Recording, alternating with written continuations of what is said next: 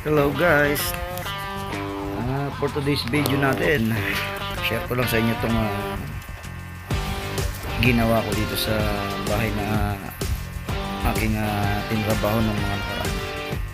So pinalitadahan natin itong lababo.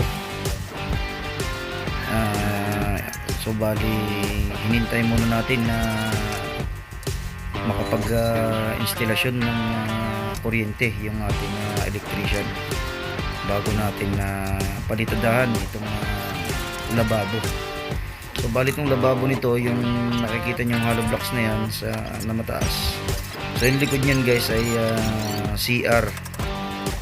So magkadikit po ang CR at ang kanilang lababo.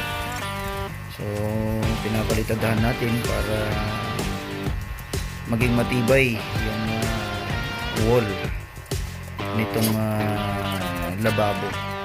So bali wrap finish lang guys ang ating gagawin dito, ano? At para mas maganda ang kapit kung ito ay ating itatiles.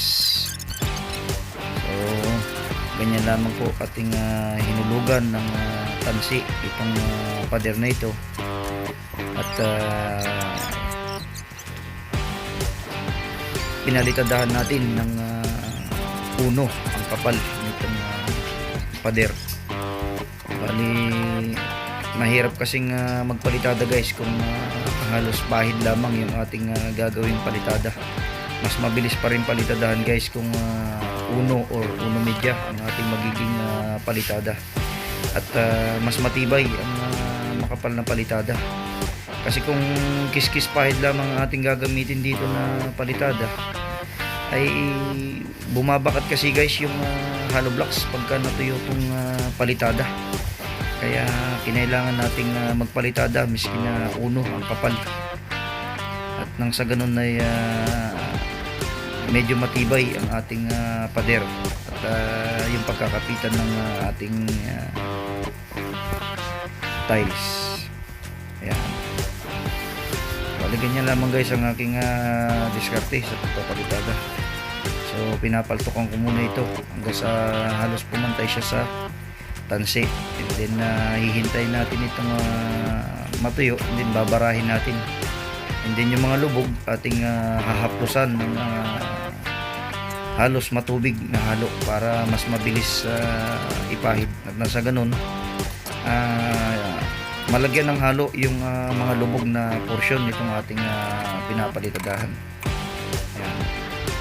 So bali ang ating halo, ang ating templada ng halo ay 2 balde at kalahati. Yan, kung makikita nyo yung balde na yan sa ibaba, 2 balde at kalahati po ang ating buhangin sa isang supot ng semento para matibay at mas maganda ang kapit ng ating palitada.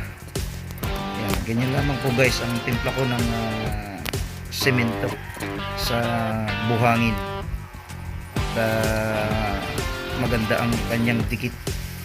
Ayan. Alright, ganyan lamang guys kasimple.